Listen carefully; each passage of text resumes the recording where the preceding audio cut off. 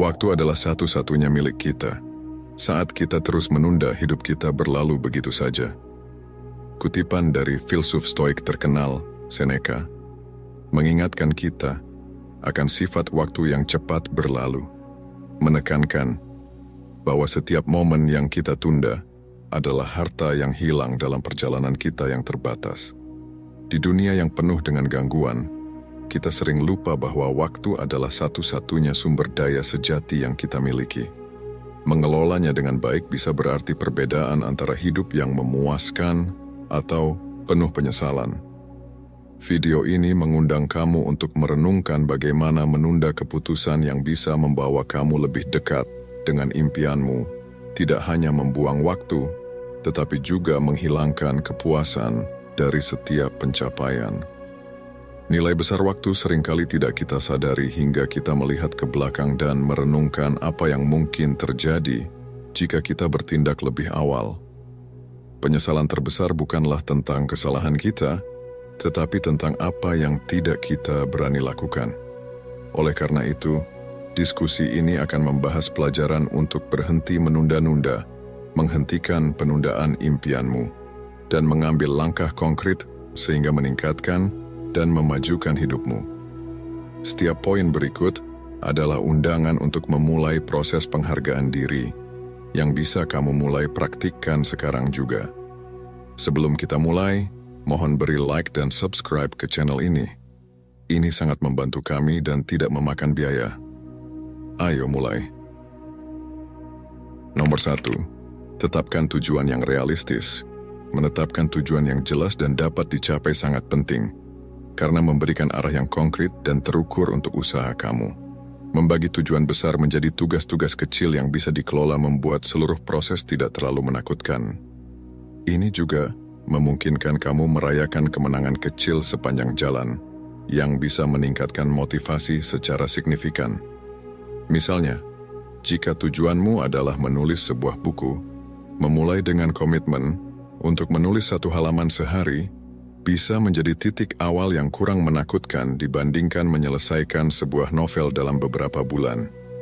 Setiap halaman yang selesai adalah kemenangan kecil yang membangun kepercayaan diri dan momentum, mengurangi godaan untuk menunda sesi menulis berikutnya. Selain itu, tujuan yang realistis membantu menjaga motivasi tinggi karena menantang namun tidak terlalu sulit sehingga bisa membuat frustrasi. Keseimbangan ini penting untuk mempertahankan fokus dan menghindari frustrasi yang sering menyebabkan penundaan. Nomor 2, sadarilah betapa singkatnya hidup. Ini adalah prinsip utama dalam refleksi pribadi dan filosofi Stoik, berfungsi sebagai penangkal kuat terhadap penundaan. Para Stoik seperti Seneca sering menekankan sifat waktu yang cepat berlalu, mengingatkan kita bahwa tidak ada yang kita miliki kecuali waktu. Kesadaran ini bisa memotivasi perubahan signifikan dalam cara kita memilih untuk menghabiskan setiap momen hari kita. Merenungkan ketidakpastian dan cepatnya waktu berlalu membantu kita menghargai setiap detik sebagai kesempatan yang tak tergantikan. Kesadaran ini bisa menjadi motivator efektif untuk bertindak sekarang daripada menunda. Bagi para Stoik, hidup sepenuhnya berarti hadir dan terlibat dalam saat ini. Menggunakan setiap momen secara sengaja dan bermakna, serta menyelaraskan tindakan kita dengan nilai-nilai dan tujuan yang lebih besar. Paradigma Stoik menyarankan agar kita hidup setiap hari seolah-olah itu adalah hari terakhir kita, bukan dengan cara sembrono atau hedonistik, tetapi dengan kesadaran bahwa kita tidak mengendalikan masa depan. Persepsi ini mendorong tindakan segera alih-alih penundaan. Misalnya, alih-alih menunda proyek atau keputusan penting, filosofi ini mendorong kita untuk mengambil langkah konkret sekarang mengingat bahwa masa depan tidak pasti dan setiap hari adalah hadiah yang tidak boleh disia-siakan. Pikiran ini bisa diterapkan dalam kehidupan sehari-hari dengan menetapkan praktik yang mengingatkan kita tentang singkatnya hidup, seperti refleksi tentang apa yang telah dicapai dan apa yang masih perlu dilakukan. Praktik ini membantu menjaga kesadaran akan waktu yang berlalu dan memotivasi kita untuk memprioritaskan kegiatan yang benar-benar mencerminkan prioritas terdalam kita. Nomor 3, Tetapkan prioritas yang jelas. Menentukan prioritas secara objektif sangat penting untuk mengarahkan energi dan fokus pada hal-hal yang benar-benar penting dalam hidupmu. Langkah ini melibatkan refleksi mendalam dan jujur tentang nilai-nilai, tujuan, dan apa yang dianggap esensial untuk kesejahteraan dan pemenuhan pribadi kamu. Dengan mengidentifikasi apa yang benar-benar penting, kamu membuat filter untuk mengevaluasi tindakan dan keputusan harian kamu, memastikan bahwa semuanya selaras dengan prioritasmu. Proses penetapan prioritas dimulai dengan menetapkan tujuan jangka panjang yang berfungsi sebagai tolok ukur untuk pilihan harian kamu. Misalnya, jika salah satu tujuan utamamu adalah kesehatan dan kesejahteraan, maka aktivitas seperti olahraga, makan sehat, dan meditasi harus berada di daftar prioritas teratas. Demikian pula, jika pertumbuhan profesional adalah prioritas, maka menyisihkan waktu untuk mengembangkan keterampilan yang relevan atau berjejaring harus menjadi bagian penting dari rutinitasmu. Setelah prioritasmu jelas, penting untuk mengembangkan strategi untuk menjaga fokus dan menghindari gangguan. Ini bisa mencakup praktik seperti menggunakan alat, manajemen waktu, menciptakan lingkungan kerja tanpa gangguan, dan belajar mengatakan tidak pada komitmen yang tidak mendukung tujuan besarmu. Selain itu, meninjau dan menyesuaikan prioritas secara teratur sangat penting, karena ini memungkinkan kamu untuk merespon perubahan dalam hidup dan lingkunganmu. Fleksibilitas ini penting untuk menjaga tindakanmu tetap relevan dan efektif, memastikan kamu selalu bekerja menuju apa yang paling penting bagimu. Nomor 4. Hargai otonomi kamu. Ketika kamu mengenali dan menghargai otonomi kamu, kamu mulai memahami bahwa kamu tidak perlu bersikap pasif atau bergantung pada keputusan dan pendapat orang lain untuk menentukan jalur hidupmu. Ini tidak berarti mengabaikan nasihat atau umpan balik konstruktif, tetapi lebih kepada membedakan kapan dan bagaimana mengintegrasikan pengaruh eksternal ini dengan cara yang selaras dengan nilai-nilai dan tujuanmu sendiri. Dengan menghargai otonomi, kamu memberdayakan diri sendiri untuk menetapkan dan mengikuti standar serta ekspektasimu sendiri, daripada menyesuaikan diri dengan standar orang lain. Ini bisa sangat membebaskan di lingkungan di mana tekanan sosial atau norma budaya cenderung menentukan perilaku dan pilihan. Alih-alih terbawa arus, kamu dengan sengaja memilih jalur tindakan yang dianggap paling sesuai dan bermanfaat untuk hidupmu. Pemberdayaan ini datang dengan praktik pengambilan keputusan yang sadar dan deliberatif. Ini memerlukan pengetahuan diri dan kemampuan untuk merenungkan motivasi dan konsekuensi dari tindakanmu. Ini juga berarti menerima tanggung jawab atas pilihanmu dan menghadapi konsekuensinya dengan cara yang dewasa dan konstruktif. Selain itu, menghargai otonomi berarti menciptakan dan menjaga batasan yang sehat, yang melindungi energi dan fokusmu dari tuntutan dan pengaruh eksternal.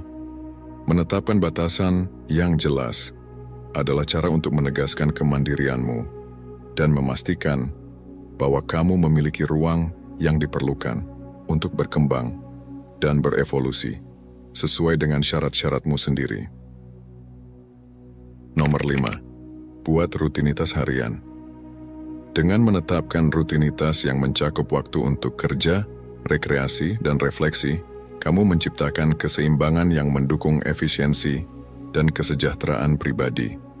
Ini berarti mendedikasikan blok waktu untuk fokus intens pada tugas-tugas yang ada, sambil juga menyisihkan momen untuk bersantai dan mengisi ulang energi yang penting untuk menghindari kelelahan. Memasukkan waktu untuk refleksi juga penting. Periode ini bisa digunakan untuk meditasi, bersyukur, atau sekadar merenungkan kemajuan menuju tujuanmu. Praktik introspeksi ini membantu menjaga kejernihan mental dan menyelaraskan tindakanmu dengan tujuan dan nilai yang lebih luas, memastikan kamu tetap pada jalur dan sadar akan alasan di balik kegiatan harianmu. Selain itu, rutinitas harian yang disiplin meningkatkan kepercayaan diri dan disiplin diri, karena kamu mulai percaya pada kemampuanmu untuk mengikuti rencana dan memenuhi komitmenmu sendiri. Ini tidak hanya memperbaiki kemampuanmu dalam mengelola waktu dengan efisien, tetapi juga memperkuat tekadmu untuk menghadapi tugas-tugas menantang tanpa menyerah atau kehilangan fokus. Dengan demikian, menetapkan rutinitas harian bukan hanya tentang menerapkan struktur yang kaku, tetapi tentang menciptakan kerangka kerja yang mendukung pertumbuhan pribadi, menjaga fokus, dan mendisiplinkan tindakanmu, memberdayakanmu untuk terus maju, menuju pencapaian impian dan tujuanmu. Nomor 6. Bertindak dengan tujuan. Pendekatan transformatif ini bisa mengubah cara kamu mengelola waktu dan energi secara drastis. Alih-alih membiarkan keadaan menentukan tindakanmu, memilih untuk bertindak dengan sengaja berarti membuat pilihan sadar tentang bagaimana kamu terlibat dengan dunia di sekitarmu. Pendekatan ini mendorong refleksi yang lebih mendalam tentang motivasi dan tujuanmu, memastikan bahwa setiap tindakan yang kamu ambil adalah sengaja dan selaras dengan nilai-nilai fundamentalmu. Bertindak dengan tujuan mengharuskan kamu untuk sepenuhnya hadir dalam kegiatan harianmu. Ini berarti tidak hanya menjalani rutinitas secara otomatis, tetapi benar-benar mempertimbangkan dampak dan nilai dari setiap tindakan. Dengan fokus pada tindakan yang penuh tujuan, kamu mengurangi kecenderungan untuk bereaksi impulsif terhadap situasi yang sering kali menyebabkan keputusan terburu-buru atau gangguan yang tidak perlu. Mengadopsi sikap ini juga melibatkan penetapan kejelasan tentang apa yang ingin kamu capai. Dengan mendefinisikan tujuanmu secara jelas, kamu dapat merencanakan tindakanmu sehingga setiap langkah secara progresif membawa kamu menuju target tersebut. Ini tidak hanya meningkatkan efisiensi tetapi juga memberikan rasa pencapaian dan arah karena setiap tindakanmu memiliki tujuan yang jelas. Selain itu, bertindak dengan tujuan memungkinkan kamu untuk mempertahankan kendali atas hidupmu bahkan di tengah tantangan atau ketidakpastian. Alih-alih didorong oleh peristiwa atau tekanan eksternal, kamu bisa mempertahankan kursus yang stabil yang dipandu oleh prinsip dan tujuanmu. Ini mempromosikan ketahanan dan kemampuan beradaptasi yang lebih besar, karena kamu tidak hanya bereaksi terhadap apa yang terjadi, tetapi merespon dengan cara yang dipertimbangkan dan terukur. Nomor 7. Gunakan kematian sebagai penasihat. Praktik ini sangat ditekankan dalam filosofi Stoik yang mendorong apresiasi yang lebih dalam terhadap hidup dan fokus yang lebih intens pada tindakan yang benar-benar memberikan nilai pada hari-hari kita. Dengan mengenali kepastian kematian, kita bisa mendapatkan perspektif yang jelas tentang apa yang benar-benar penting dan mendesak. Memikirkan kematian bukanlah latihan yang suram atau pesimistis, tetapi pengingat bahwa waktu kita terbatas dan berharga. Kesadaran ini menciptakan rasa urgensi dan tujuan, memotivasi kita untuk bertindak, hidup lebih penuh, dan melepaskan kekhawatiran dan kekhawatiran kecil yang sering mengisi pikiran dan energi kita. Menggunakan kematian sebagai penasihat, kita mulai mempertanyakan rutinitas harian dan pilihan yang kita buat. Pertanyaan seperti, jika hari ini adalah hari terakhirku, apakah aku puas dengan apa yang aku lakukan? Atau, apakah ini benar-benar penting dalam skema besar kehidupan? Membantu menyaring aktivitas yang tidak esensial atau memperkaya, ini memungkinkan kita memprioritaskan tugas dan proyek yang tidak hanya memberikan kepuasan pribadi dan profesional, tetapi juga berkontribusi signifikan pada tujuan kita dan kesejahteraan orang lain. Selain itu, memikirkan kematian bisa menginspirasi penilaian tentang bagaimana kita menjalani hidup kita. Ini termasuk merenungkan hubungan kita, bagaimana kita menghabiskan waktu dan energi, dan apakah kita hidup sesuai dengan nilai-nilai terdalam kita. Dengan menjaga kematian dalam pikiran, kita bisa berusaha untuk hidup yang, ketika dilihat kembali, memberikan rasa pencapaian dan tanpa penyesalan. Oleh karena itu, Daripada menunda keputusan atau tindakan karena takut atau malas, menggunakan kematian sebagai penasihat mendorong kita untuk bertindak sekarang. Nomor 8. Hilangkan pemborosan waktu. Langkah pertama dalam menghilangkan pemboros waktu adalah melakukan penilaian jujur tentang bagaimana kamu menghabiskan jam-jam harianmu. Ini bisa melibatkan memantau aktivitasmu selama beberapa hari, mengidentifikasi mana yang penting dan mana yang bisa dihilangkan atau hanya kebiasaan. Seringkali aktivitas seperti browsing media sosial tanpa tujuan, menonton TV yang tidak bernilai, atau terlibat dalam gosip bisa menghabiskan waktu yang seharusnya dimanfaatkan dengan lebih baik. Setelah aktivitas yang membuang waktu teridentifikasi, penting untuk mempertanyakan kebutuhan dan nilai dari setiap aktivitas. Tanyakan pada diri sendiri, apakah ini membantu mencapai tujuan saya?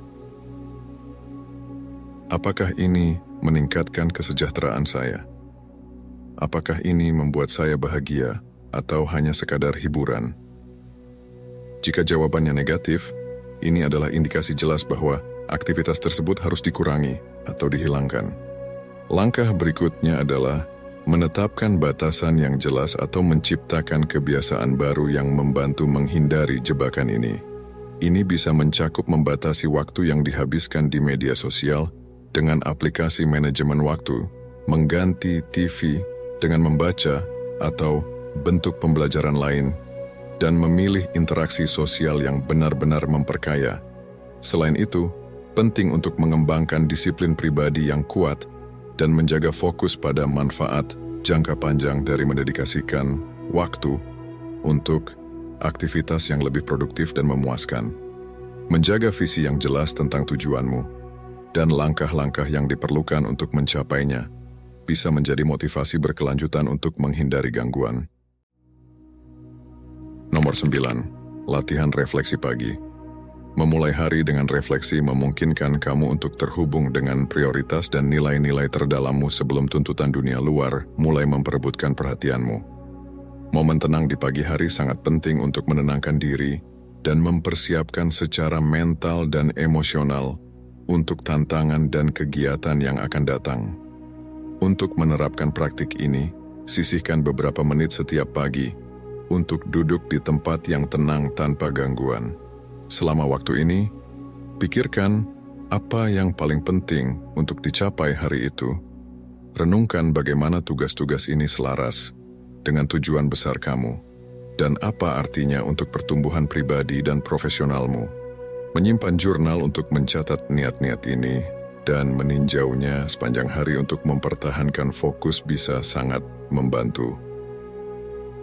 Selain menetapkan niatmu, gunakan waktu ini untuk membayangkan bagaimana kamu akan melaksanakan tugas-tugasmu, membayangkan dirimu berhasil menyelesaikannya, dan mempertimbangkan langkah-langkah spesifik yang perlu diambil untuk mewujudkannya. Visualisasi ini membantu menguatkan komitmenmu terhadap tugas-tugas tersebut dan dapat meningkatkan motivasimu untuk mulai bertindak. Praktik pagi ini juga bisa mencakup meditasi singkat atau latihan pernapasan untuk membantu membersihkan pikiran dan mengurangi stres, mempersiapkanmu untuk menghadapi hari dengan perspektif yang lebih tenang dan terkontrol. Nomor 10. Kontrol emosi kamu.